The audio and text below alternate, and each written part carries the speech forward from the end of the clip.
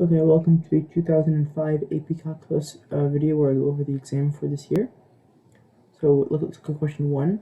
We have f and g functions defined by this and this respectively. Let R be the shaded region in the first quadrant enclosed by the y-axis and the graphs of f and g. So this region here. And let S be the shaded region in the first quadrant enclosed by the graphs of f and g, shown here. A, find the area of R.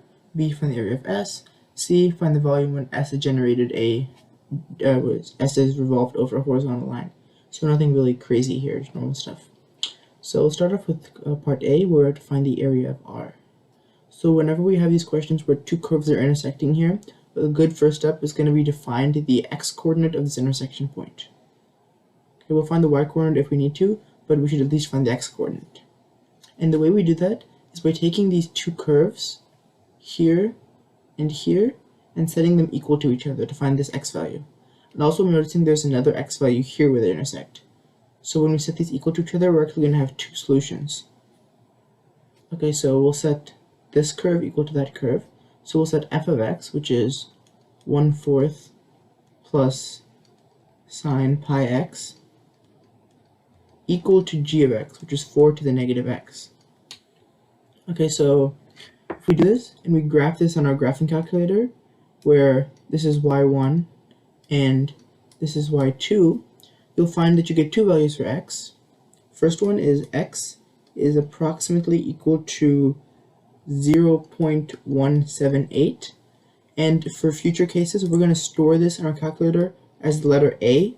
So whenever I use the a, I'm using this stored value. And another solution you get is x equals 1. Okay, so this is a, and this is 1. Cool. Now that we got that, we can start finding the area of R. So remember, when we have trying to find the area of a region, we need to look at which curve is on top and which curve is on bottom.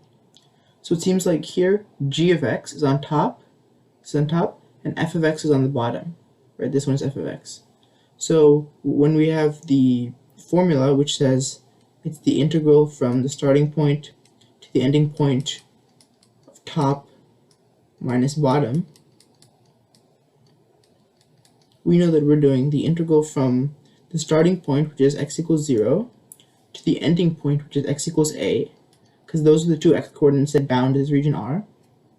And then the top curve, which is g of x, or 4 to the negative x, minus the bottom curve, which is f of x, which is this stuff here, so minus 1/4 plus sine pi x dx, like that. Okay, so if you put this whole thing in your calculator, and remember, don't use 0.178 as your approximation, use the actual stored value. That might save you some points for rounding errors. So you put this in your calculator, you get an output of 0.065, and that is our answer for the area of region R. It was a 3-point question, 1 point for the correct bounds, 1 point for the correct integrand, 1 point for the correct answer. Part B, find the area of S. So now we're going to use a very similar method like we did before. So remember, the formula for the area of a region is the integral from the starting point to the ending point of top minus bottom, like we just said. And notice that for the region S, we're starting at A and we're ending at 1. So when we were finding R, we started at 0 and ended at A, but now we are starting at A and ending at 1, because these are the two x-coordinates that bound this region S. So now notice that another thing that happened is now our top curve is f of x and our bottom curve is g of x. So it's the opposite of what it was before, but now we have 1/4 plus sine pi x as our top curve. This is our top, minus our bottom curve is g of x, which is 4 to the negative x dx.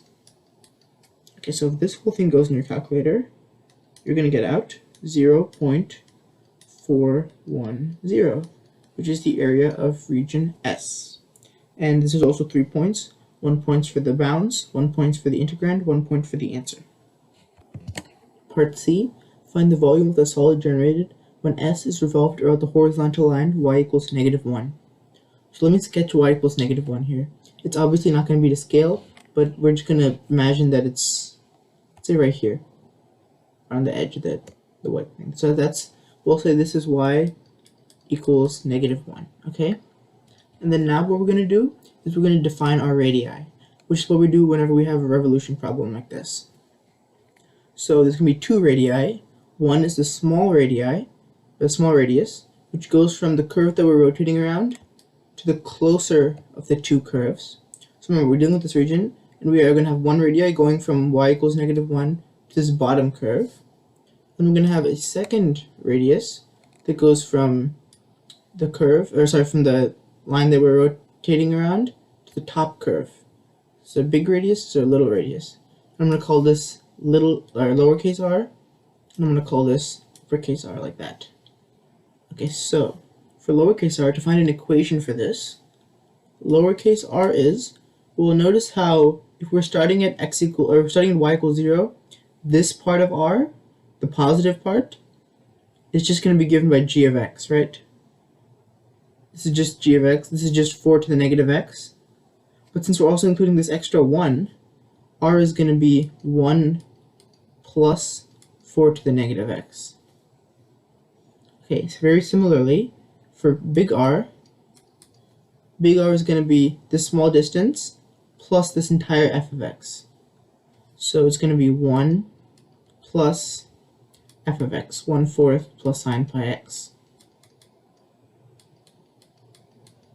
Like that. And obviously, these are not fixed constants. These change as you change your x value. Okay?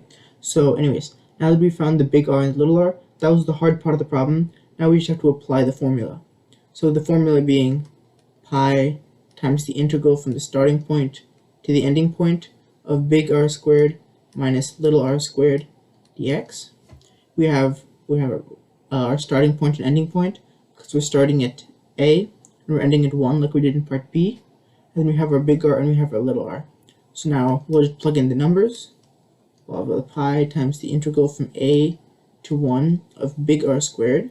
So 1 plus 1/4 plus sine pi x squared minus little r squared. So minus 1 plus 4 to the negative x squared dx. So this whole thing here goes in your calculator, you'll get out the answer of 4.559. And that is the answer for part C. So you get 3 points here as well. 2 points for this main integrand, and 1 point for the answer. Or sorry, no, it is 3 points. 2 points for the integrand, and then 1 point for the answer, the pi, and the limits combined. So if you do all that, you get 1 extra point. I'll come on to question number 2. Alright, question 2. So, the tide removed sand from Sandy Point Beach at a rate modeled by the function r. A pumping station adds sand to the beach at a rate modeled by the function s. So we have two functions here. This is for sand removed. This is for sand added. R of t and s of t have units of cubic yards per hour. T is measured in hours. The initial amount of sand in the beach is 2,500 yards. Part A, how much sand will the tide remove from the beach during the 6-hour period? Indicate units of measure. Okay, so how much sand will the tide remove from the beach? Since we're talking about sand being removed, we're probably going to look at R of t, because that's the relevant function for this purpose. Okay, so what R of t does is I can input a t value, and it'll tell me how much sand is being removed at that certain t value, right? So if I plug in 1, it'll tell me how much sand is being removed at t equals 1. But we don't want that. We don't want the sand removed at one time period, at one time value. We want the sand removed over a long time period, right? So we're adding up all the different amount of sand removed to get the total amount of sand removed. So that should be enough to signal to you that we're going to be using integration. So we're going to be integrating the function r of t. So we're going to be adding up all the sand removed to find out the total sand removed during the 6-hour period. So we're starting at t equals 0 and we're going to t equals 6 because that's the range they're giving us. So this function here, this should give us the total amount of sand removed from t equals 0 to t equals 6, which is what they're asking for. So if we do this, put this in our calculator, we'll get 31.816. Okay? And then so for units, it should, since we're talking about the amount of sand, the units for sand would be yards cubed. But if that doesn't come intuitively to you, another approach would be to consider it as like a graph, where if you were graphing r of t and t, you have a graph here, and we're finding the area from 0 to 6, which is, this is essentially what we're doing, right? So if we're finding this area, the units for this integral are going to be the units for r of t multiplied by the units for t. We're multiplying the units of the two axes. So r of t being measured in cubic yards per hour, and then t being measured in hours, those will cancel out and just give us cubic yards like we said before. So that is our final answer for part A. This was 2 points, 1 point for the integral, 1 point for the answer with units. So for part B, we need to write an expression for y of t, which is the total number of cubic sands of yard on the beach at time t. So when we're dealing with y of t, we need to take a few different things into account. First, we need to take into account the amount of sand that's initially on the beach. The initial sand. And then we also need to take into account the amount of sand that's being added onto the beach. So amount added. I don't know what that is, hang on.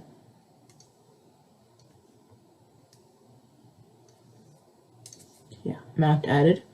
Then you also need to take into account the amount of sand that's being removed. So the amount removed. Okay, so if we take the initial amount of sand and we add the amount of sand added and we subtract the amount of sand removed, this should give us the total amount of sand at a certain time, right? So all we have to do now is take these words, turn them into equations and numbers, and we'll be set. So initial sand. The initial sand is given to us to be 2,500 cubic yards. So I'll write 2,500 there. Okay, and then the amount of sand added. So remember how in part A, we integrated r of t to find the total amount of sand removed? Well, we're going to do the same thing. We're going to integrate s of t to find the total amount of sand added. And for the bounds of the integral, since we're not dealing with a specific time value, we're just dealing with a general time t, the bounds are going to go from 0 to t. Okay, and then now for the actual function, I could write s of t, but I'm going to write s of x. So this x is really kind of like a placeholder variable, a dummy variable, if you will. It's not really going to do anything, because once we integrate it, we're going to plug in t and we'll get right back to t. So this x is just to hold the place for the t until we integrate. So you can use really whatever you want here. And then for the amount removed, it's going to be the integral from 0 to t of r of t, or r of x. Again, x is just a dummy variable. So we take this, we add the amount of sand added, subtract the amount of sand removed, and this should give us our y of t function. Y of t should be equal to that, right? Let me just box that in. There we go. This is our y of t function composed of 3 major parts like that. So this question was worth 3 points. 1 point for the correct bounds on the integrals, 1 point for the correct integrands, and 1 point for the whole rest of the answer combined. So y of t being equal to all of this. Part C, find the rate at which the total amount of sand on the beach is changing at time t equals 4. Okay, so since we're talking about the total amount of sand, we're probably going to be using this y of t function that we did before. So if you remember, y of t gave us the total amount of sand. Total amount of sand, right? We took into account all the different factors, and that all gave us the total amount of sand at a time t. So if we want to find the rate of change of the total amount of sand, right? We're finding the rate of change of this. So we're finding the slope of it, the instantaneous slope. So we're finding the derivative of this, y prime of t. Right? Remember, the derivative is the rate of change. So we're finding the rate of change of the total amount of sand, the rate of change of y of t, y prime of t. So we can say y prime of t is rate of change of total amount of sand. I'll just say total sand. Okay, so if we want to find the rate of change at time t equals 4, they're just basically asking us to find y prime of 4. So let me just rewrite what we got for y of t. We said that y of t, we did a different color. Let's do orange. Y of t is 2500 plus the integral from 0 to t of s of x dx, and then the integral from 0 to t of r of x dx. Okay, so if we want to take the derivative of this function to find y prime of t, so if we take the derivative of 2500, that's gone. And then here, if we take the derivative, again with respect to time, of this function, this is the derivative of the accumulation function, and according to the fundamental theorem of calculus, this is just taking the derivative of this with respect to time, it's just going to equal s of t. Okay, so the derivative with respect to time of the integral from 0 to t of s of x dx is s of t. And this is what I meant by x being a dummy variable. As soon as we did anything with it, the variable would go away. Okay? Let me erase that. And then likewise for here, we'd get, so we get minus r of t like that. Okay? So y prime of t is s of t minus r of t. So since we wanted to find y prime of 4, or the rate of change of the total amount of sand at time t equals 4, this is going to be s of 4 minus r of 4. This is going to be something you're going to put in your calculator. Remember, we have functions for s of t and r of t. So if we just plug in 4 for t into each of those and evaluate s of 4 minus r of 4, you're going to get negative 1.909. And then for units, it's going to be the units for y of t divided by the units for time, because this is kind of like the slope, right? So the units for y of t are yards, cubic yards, and then the units for time are hours. So that gives us units of cubic yards per hour. So y prime of 4 is negative 1.909 cubic yards per hour. Another way to look at the units is that since we're dealing with s and r and we're subtracting those, the units for this are going to be the same as the units for s and r, which are cubic yards per hour. Okay, so there's that, and then this gives us our answer, right, for y prime of 4. So in terms of points, this is just a 1-point question, 1 point for the answer. Part D, for a t between 0 and 6, what time t is the amount of sand on the beach a minimum? What is the minimum value? So they want two things here. They want the t value at the minimum, and they want the actual value at the minimum. So what we're going to do is, since we're wanting to find the absolute minimum, we need to consider two things. We need to consider the endpoints of the interval, and we need to consider the relative extrema for y of t. I'll just do relative extrema because we could consider the relative minima, but I feel like it's easier to just do all of the extrema at once. So for endpoint, it's obviously going to be t equals 0 and t equals 6. And then for relative extrema, remember, to find the relative extrema of a function, we take its derivative and set it equal to 0. So we'll take the derivative of y prime of t, set it equal to 0. Remember how y prime of t is equal to s of t minus r of t. Well, if we want to set this equal to 0, we'll set s of t minus r of t equal to 0. So s of t equals r of t. And then if we put this in our calculator where, for example, this is y1, this is y2, you graph those, and you will get, let's see, what will you get? You will get a value of 5.118, okay? I'll call this value a, just for the fun of it. Okay, so now we have 3 values to test. We have 2 endpoints and a. So we have our 2 endpoints, t equals, let's do a different color. Let's do purple. So we'll have t equals 0, and then we'll have t equals 6, and then we'll have a, right? T equals a. And again, a is a stored value because you want to be as exact as possible with these questions because they will take off points if it's not exactly how they want it. Okay, so now that we have these 3 values, we can find y of these 3 values. So y of 0, y of 6, and y of a. And whichever of these 3 is the smallest, that's your absolute minimum. Okay, so if we find y of 0, that'll get you 2500 since that was given to us, remember? Y of 6 will get you 2493.277, and then y of a will get you 2492.369. So obviously the minimum value occurs at a, and this is the minimum value. So for your explanation, you say, okay, the absolute minimum occurs at t equals 5.118, and the minimum value is 2492.369. And then for the units for that, remember this is the amount of sand, so we're dealing with cubic yards. So 2492.369 cubic yards.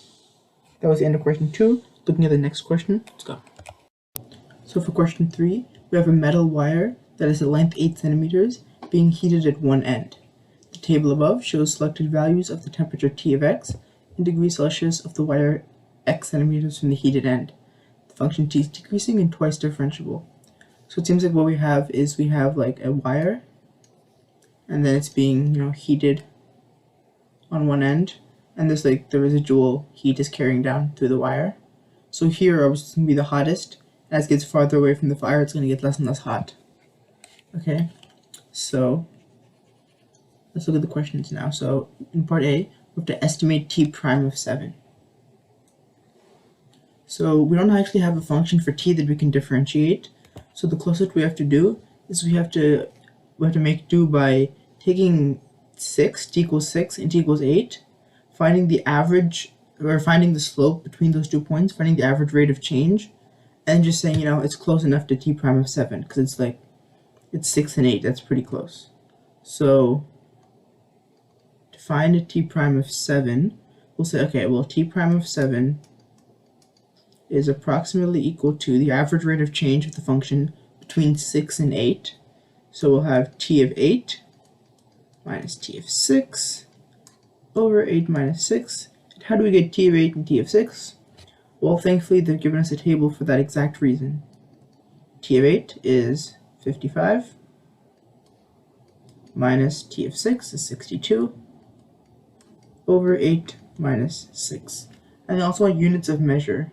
So notice how we did temperature on the top and distance on the bottom. So the units for this are going to be the units for temperature divided by the units for distance. So the units for temperature are degrees Celsius, the units for distance are centimeters. So this should be degrees Celsius per centimeter. So that was our answer for part A. This was a 1-point question for the correct answer. In part B, we need to write an integral expression in terms of t of x for the average temperature of the wire. And then we need to estimate the average temperature of the wire using a trapezoidal sum with the 4 intervals indicated in the table. 0 to 1, 1 to 5, 5 to 6, 6 to 8. Indicate units of measure. Okay, so if you remember the formula for the average value of a function, so if you want to find the average value of a function on a to b, that's going to be 1 over b minus a times the integral from a to b of f of x dx. That's the average value formula. So if we want to find the average temperature of the wire, so we're going from distance of 0 to distance of 8.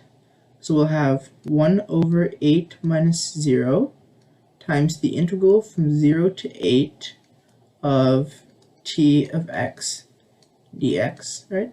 And we can't actually find t of x dx. We can't find the integral from 0 to 8 of t of x dx because, again, we don't have an actual function to integrate. But what we can do is we can use a trapezoidal sum, like they said, to estimate the integral. So the formula for a trapezoidal sum is going to be, so for this part of the table, we have to take the distance here, so it goes from 0 to 1, so the distance is 1. The distance is 1. And then we have to multiply that by the average of these two values. So it's 100 plus 93 over 2. Okay? And then for this next one, we have to find the distance between these two. So distance from 1 to 5 is 4. And then we need to take the average of these two. So it's 93 plus 70 over 2.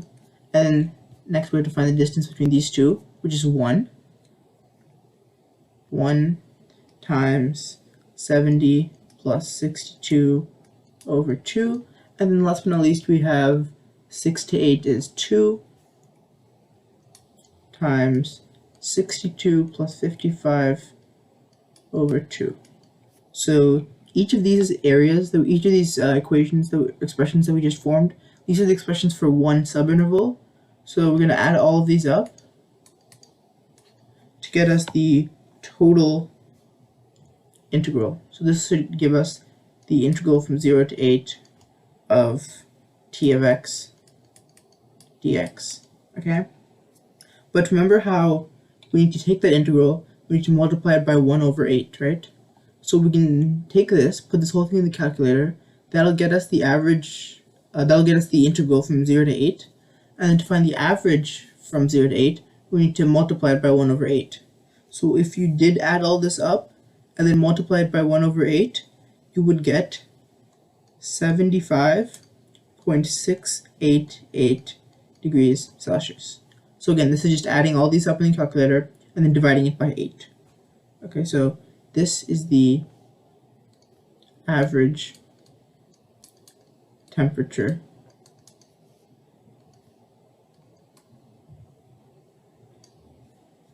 like that. So this is a point question. 1 point for the correct formula here for the average value. Another point for the correct formula for the trapezoidal sum. And then the third point for the average temperature. Part C, find the integral from 0 to 8 of t prime of x dx and indicate units of measure.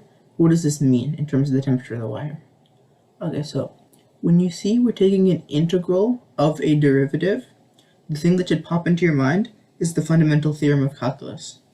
If you remember, the fundamental theorem of calculus says that if we're integrating a function from a to b, and we're integrating f prime of x dx, of course, this is going to be equal to f of b minus f of a. Okay, this is the fundamental theorem of calculus.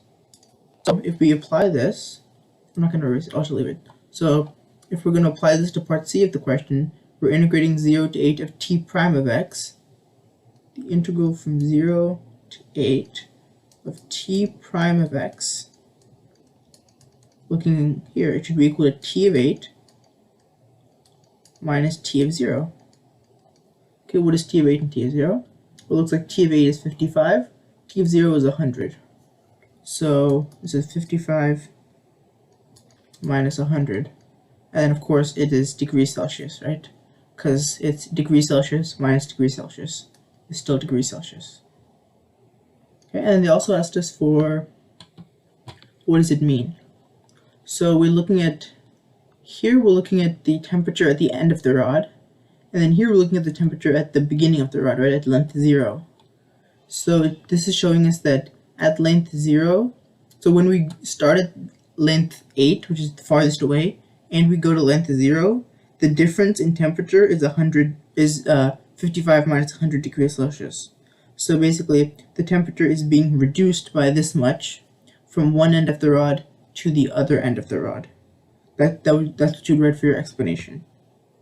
So in terms of points, we have 1 point being awarded for successfully finding out this value, and the second point being awarded for a proper explanation that the temperature changed this much from one end to the other end. Part D, are the data in the table consistent with the assertion that t double prime of x is greater than 0 for every x in the interval from 0 to 8? Explain your answer.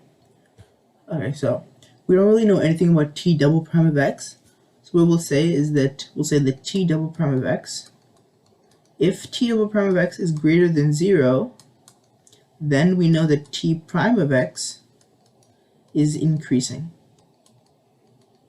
right? So the question now becomes, is the data in the table consistent that t prime of x is increasing? Okay, so what we'll do now is we'll focus on one section of the table.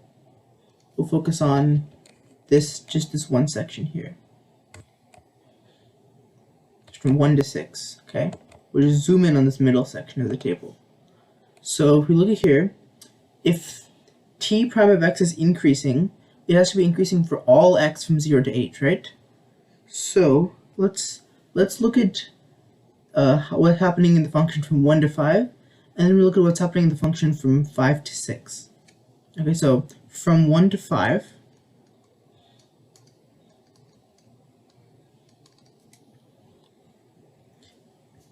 the average value of t prime of x can be found by taking t of 5 minus t of 1 over 5 minus 1. It's the average rate of change, average slope, sort of, right? T of 5 minus t of 1 over 5 minus 1, which is 70 minus 93 over 4, which is negative 5.75.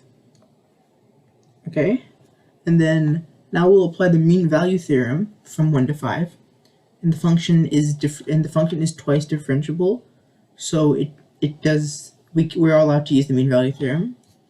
So if we use the mean value theorem on the interval 1 to 5, it tells us that there's a constant c1, there is c1 where it's between 1 and 5, such that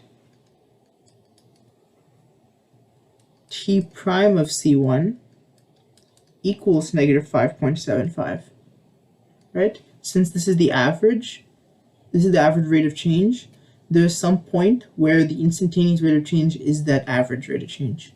That's what the mean value theorem tells us. Okay, now we'll do that exact same thing, but from 5 to 6. From 5 to 6. So we'll do literally the exact same thing. The average of t prime of x is going to be, since we're going from 5 to 6, it's going to be t of 6 minus t of 5 over 6 minus 5, which is 62 and 70. So t of 6 is 62 minus 70 over 1, which is just negative 8. Okay, so again, by using the mean value theorem, there is a value c2 where 5 is less than c2 is less than 6, such that t prime of c2, c2 is negative 8. So from 1 to 5, we know there's some value where t prime of c1 is negative 5.75. And then later on in the function, from 5 to 6, there's some value c2 where t prime of c2 is negative 8.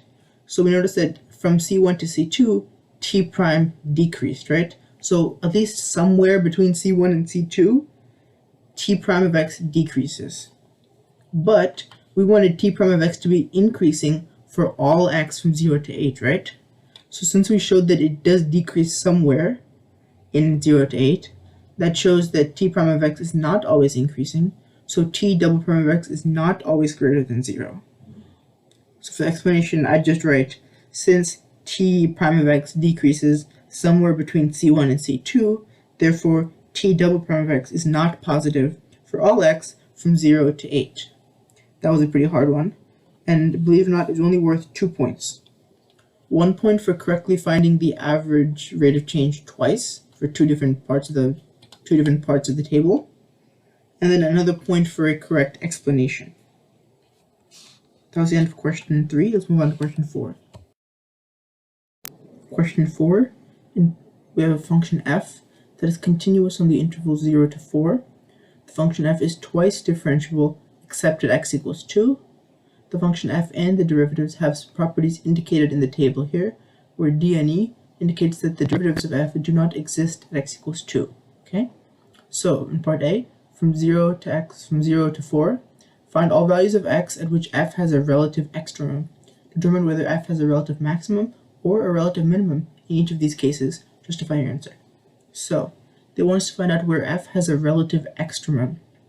We need to know that when f has a relative extremum, so f has relative extremum, then we know that f prime of x switches sign. So it'll go from positive to negative or negative to positive. So we'll just look and scan across our f prime here and see where it switches sign. So it goes from positive to negative to negative. So here is the only time where it switched sign, right? It switched from positive to negative. So since f prime of x switched sign at x equals 2, we can conclude that f has a relative extrema at x equals 2. So we identified x equals 2 as our point. Now we need to figure out whether it's a relative minimum or a relative maximum. And the way to do that, let's just draw a generic increasing or decreasing. Let's just draw a generic function like that, where this is a relative minimum and this is a relative maximum, okay? Here, notice that the derivative is negative and then it switches to positive, right?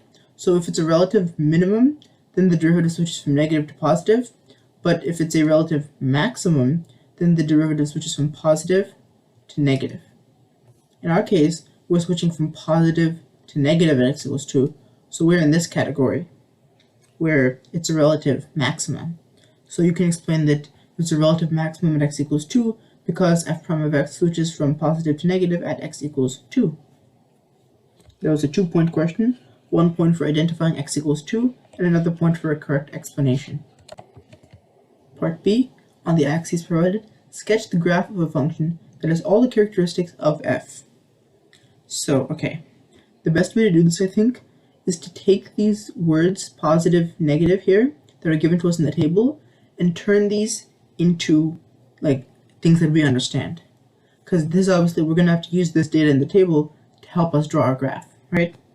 So, we have this information about f prime of x and f double prime of x, right? Positive, negative, whatever. So we'll turn that into words. We'll turn that into, math, I guess.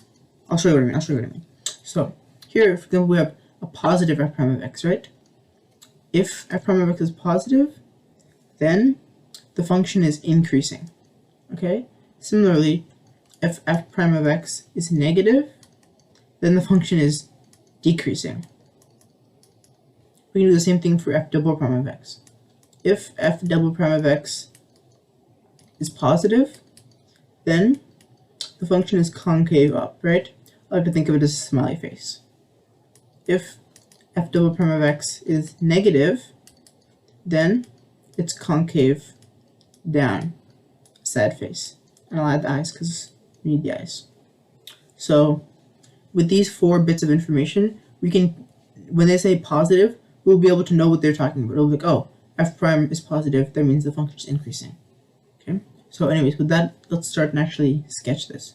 So we have points here, we have f of 0 is -1. So at 0 it's -1, and then at 1 it's 0, 1, 0. At 2 is 2, so at 2 it's 2 like that. At 3 it is 0, 3 is 0, okay. So now we're going from 0 to 1, right? So in this region, here f of x is negative, so we'll be in this bottom region. F prime of x is positive, so we're increasing, which makes sense. And then f double prime of x is negative. So f double prime of x is negative, it's concave down. It's going to be increasing, but it's going to be like that shape. So it'll look something like that, maybe. Okay? And then now let's see what happened from 1 to 2. So from 1 to 2, everything is positive. F is positive, it's increasing, and it's a smiley face. So it'll look something like this, with the smiley face up. Okay? It's increasing, it's concave up, it's positive. So now from 2 to 3, we have f of x being positive still, but f prime of x is negative, so it's decreasing, and f double prime of x is negative, so it's like this. It's a sharp decrease like that. Okay, and this like sharp change here in how the function behaves is the reason why that the first derivative and second derivative are not defined at x equals 2, because there's a sharp point there. So anyways, from 3 to 4, we have f being negative, so we'll be in the bottom. F prime of x is negative, so we're decreasing. And then f double prime of x is positive, so we're this part of the graph. We're like smiley face. So I'll go here, I'll continue down, and it'll go on forever. Right? So this is the general sketch of f of x. So in terms of points, we'll have 3 points for this. We'll have 1 point for correctly identifying these, like the 0, -1, 1, 0, 2, 2, and 3, 0. That's 1 point. Another point for correctly drawing this like sharp, this sharp cusp there. And then 1 point for everything else. So like the correct increasing, decreasing, concavity, all that. Okay, now let's move on to the next part. Okay, so g is the function defined by g of x is the integral from 1 to x of f of t dt from 0 to 4. So for x between 0 and 4, find all values of x where g has a relative extremum, and then say whether it's a maximum or a minimum each of those values. So we want to figure out the relative extremum of g. So if g has a relative extremum, this is similar to what we did in part A. We can conclude that g prime of x switches sign.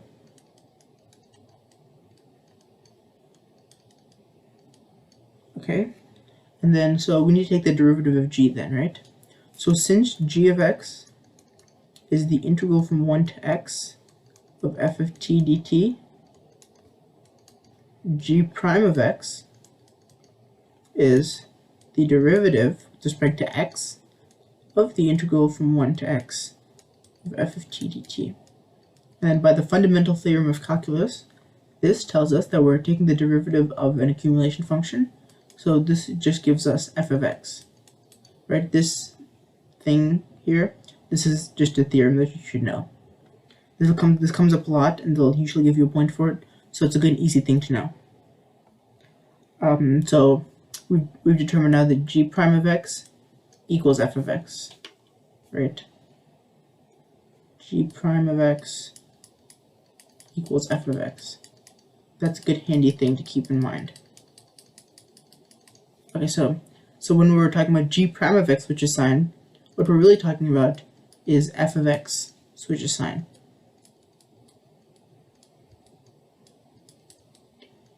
So where does f switch signs? Well, if we look here, f of x switches from negative to positive, and then again switches from positive to negative. So we have x equals 1 and x equals 3. I'll label those. X equals 1 and x equals 3. So similar to how we did before, if you remember where I sketched this, I said, okay, this is negative, this is positive, this is the minimum, this is positive, this is a negative, this is the maximum. So here we're going from negative to positive. So this is going to be a minimum, relative minimum. And then for x equals 3, going from positive to negative, it's a relative maximum. It's a relative maximum, like that. So you're also going to want to explain this, of course. You'll say g has a relative minimum at x equals 1 because g prime of x switches from negative to positive at x equals 1. Likewise, g has a relative maximum at x equals 3 because g prime of x switches from positive to negative at x equals 3. Okay, that was part C. This was 3 points. 1 point for determining that g prime of x equals f of x. 1 point for correctly determining x equals 1 and x equals 3 as the points where there was a relative extremum, and then 1 point for the correct explanations for the two. For the function g defined in part C, find all values of x where 0 is less than x is less than 4, where the graph of g has a point of inflection. Okay, so it's a very similar logic that we did before. So, in white. So, since we know that, like we said in part C, g prime of x equals f of x. Okay, so since this is true, we can take the derivative of both sides and get g double prime of x equals f prime of x. And why we're taking g double prime of x? Because when you see a function having a point of inflection, the first thing that comes to your mind is looking at its second derivative. Okay, so if we want g to have a point of inflection,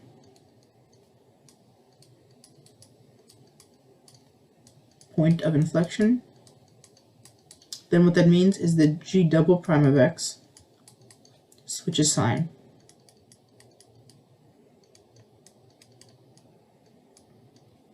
Okay, so if g double prime of x switches sign, that means that f prime of x switches sign.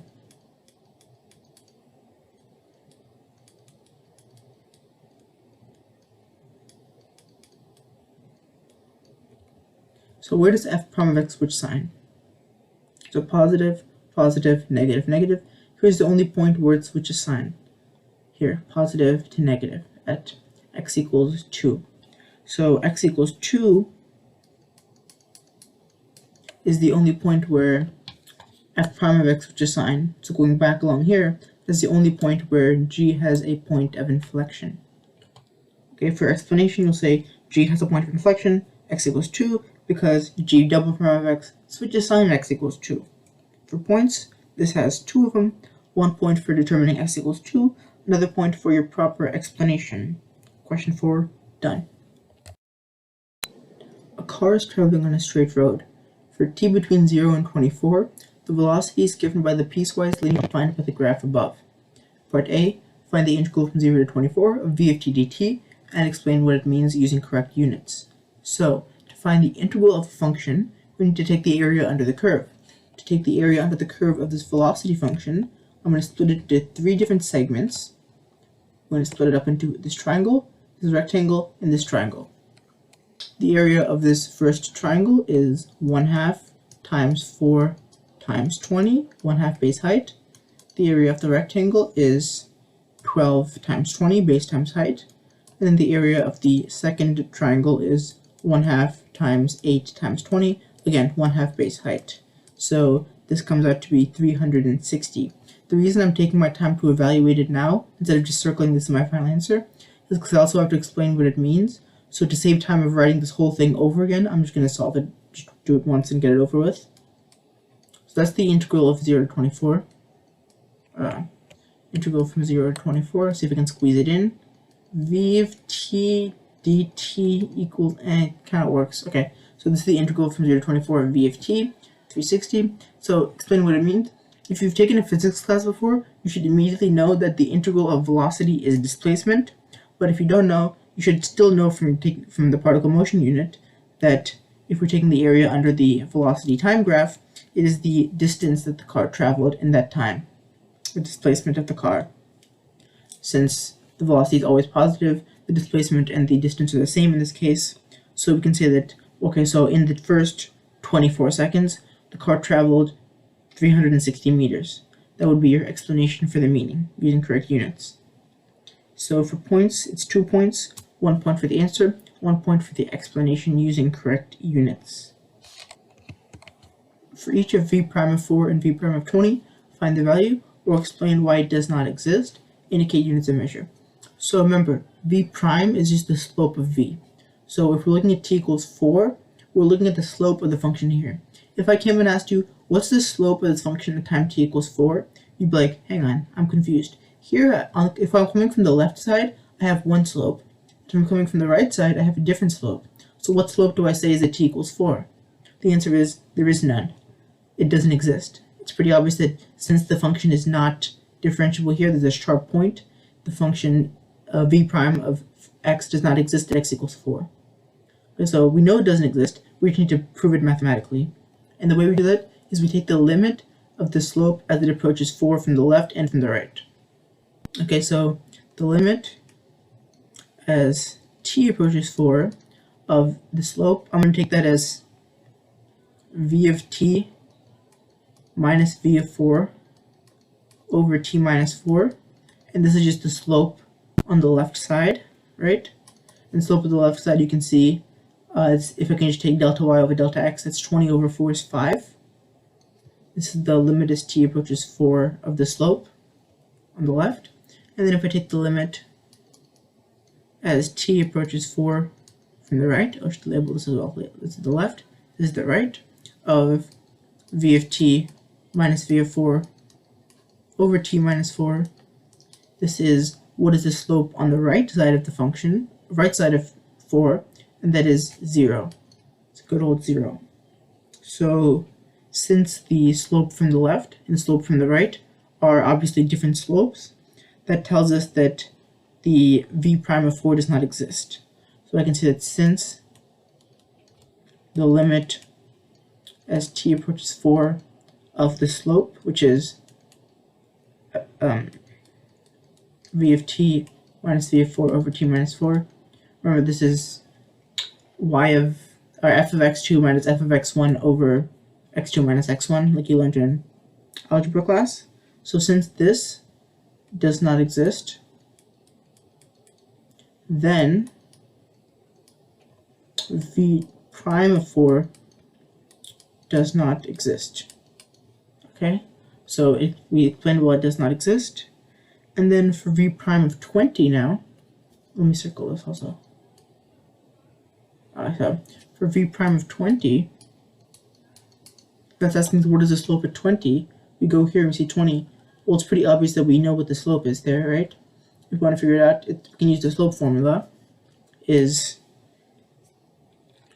So we have this point 1620 and this point 240. So to use the slope formula, we'd say that's, okay, well, it's going to be 0 minus 20 over 24 minus 16, right? y2 minus y1 over x2 minus x1. That's our answer. This is our v prime of 20. This is the slope at t equals 20. And then the units for this are going to be the units for acceleration, which, again, if you're taking a physics class, you should know it's meters per second squared. If you didn't know, we're taking the slope. So the units are the units for the y-axis divided by the units for the x-axis.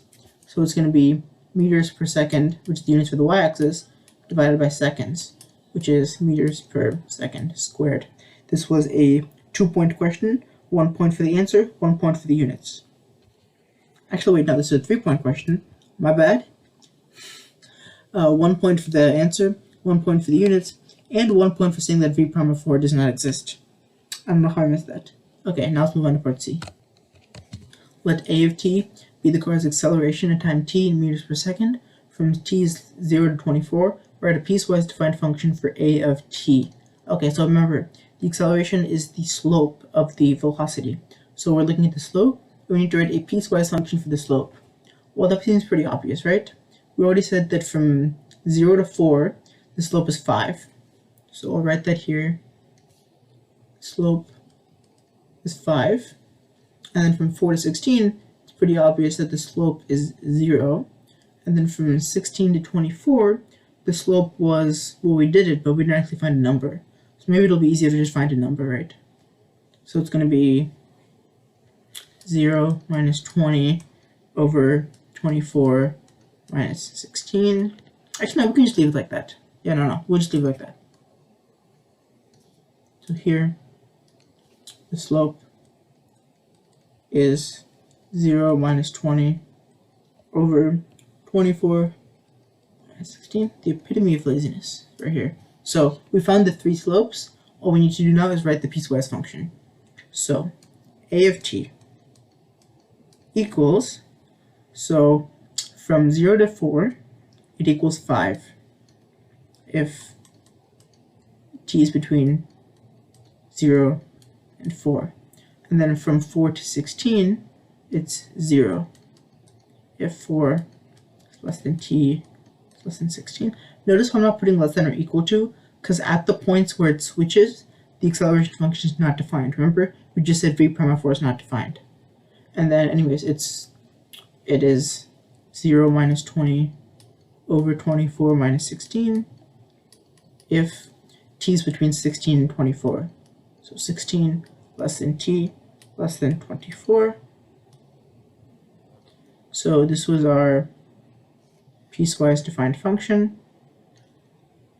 This was 2 points, 1 point for these correct slopes, and another point for everything else really. Part D, find the average rate of change over v over the interval from 8 to 20. Does the mean value theorem guarantee a value of c, yada yada yada, v prime of c is equal to this rate of change? So let's first focus on the first part of this question. Find the average rate of change over v for the interval from 8 to 20. So 8 to 20. So the average rate of change, remember we're using it's kind of like the slope formula, isn't it? It's going to be v of 20 minus v of 8 over 20 minus 8. This is basically the slope of the secant line between those 2 points. So v of 20, okay, so since we're going from 16 to 24, and we're going from 20 to 0, that means every time we go over by 4, we go down by 10, so that should mean that at 20, the v of 20 is 10. It's 10, and then at t equals 8, well, it's obviously 20, so that's 10 minus 20 over 20 minus 8. That is the average rate of change.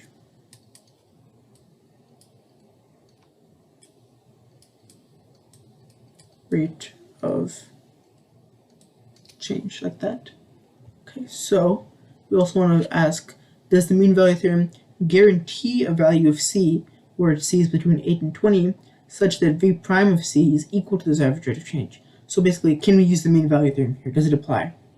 What are the conditions of the mean value theorem that we need to meet? Well, if you remember, one of the conditions of the mean value theorem is that the function needs to be differentiable over the interval that we're talking about. So there shouldn't be any sharp curves, or like sharp cusps, or there shouldn't be any gaps or anything like that. Well, it seems like in our function we have this little sharp lip here, so the function is not differentiable there.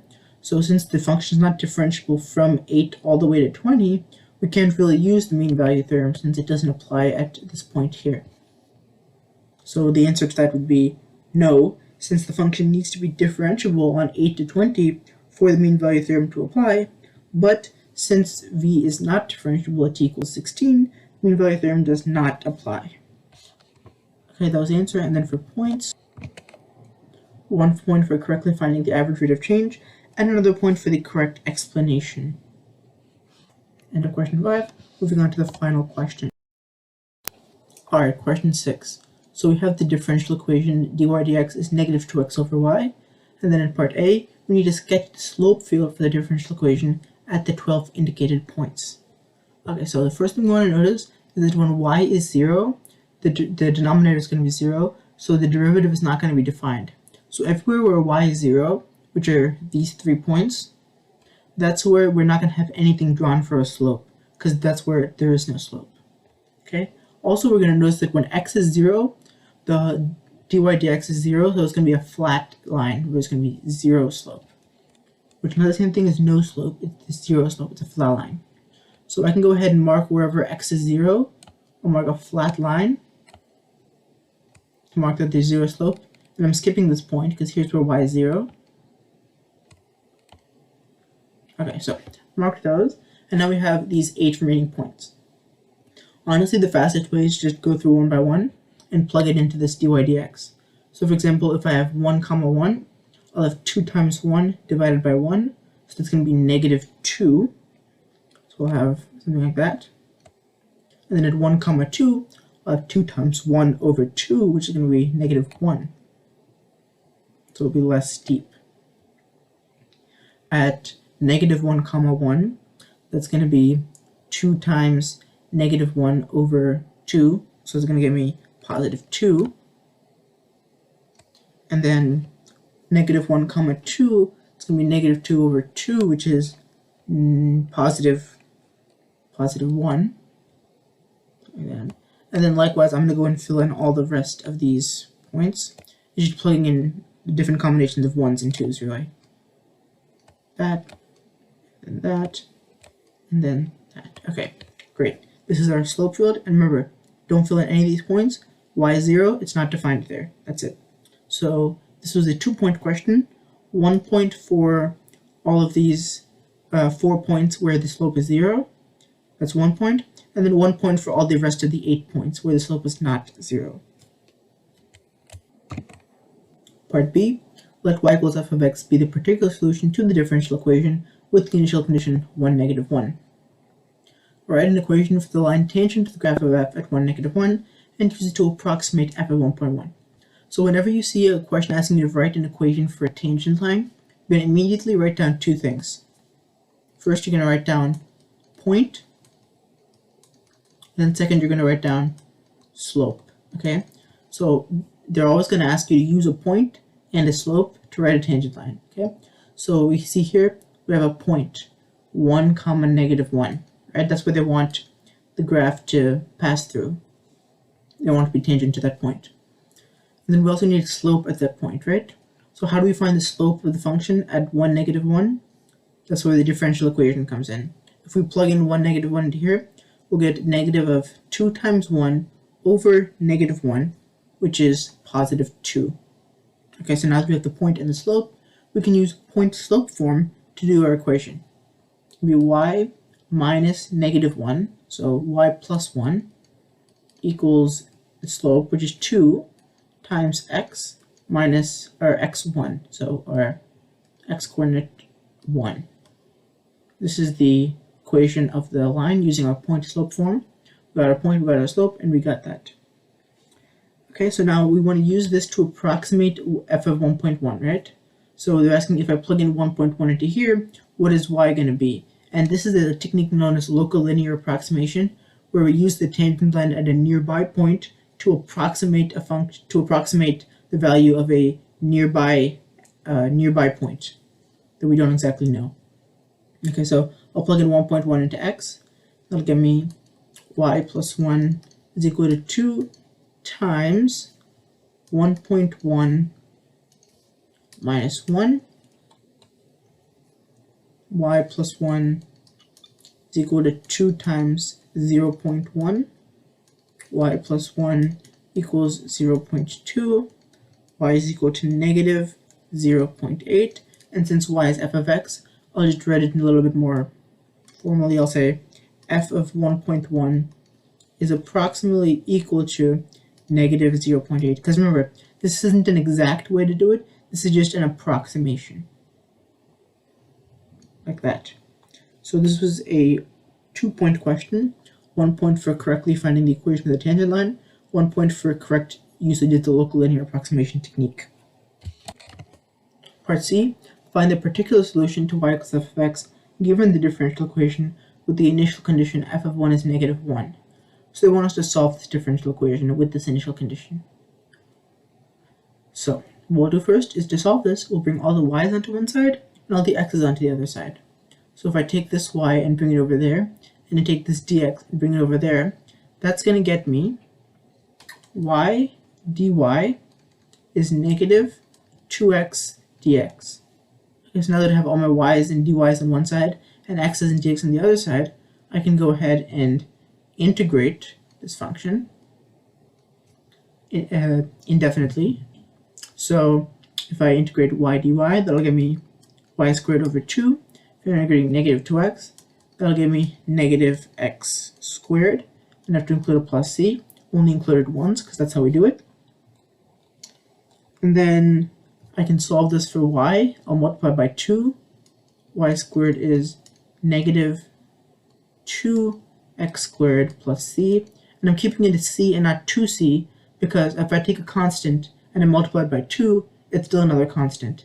This c and this c are not the same number, but they're still constants, and that's what matters. We can take the square root of both sides, and we'll get y is the square root of negative 2x squared plus c.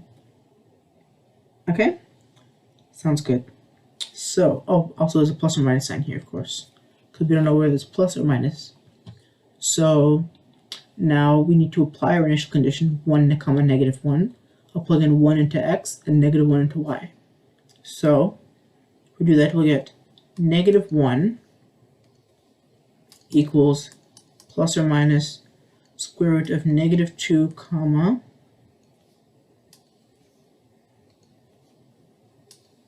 squared plus c. And then it's looking pretty clear here that the plus or minus part is a minus because here's a negative 1.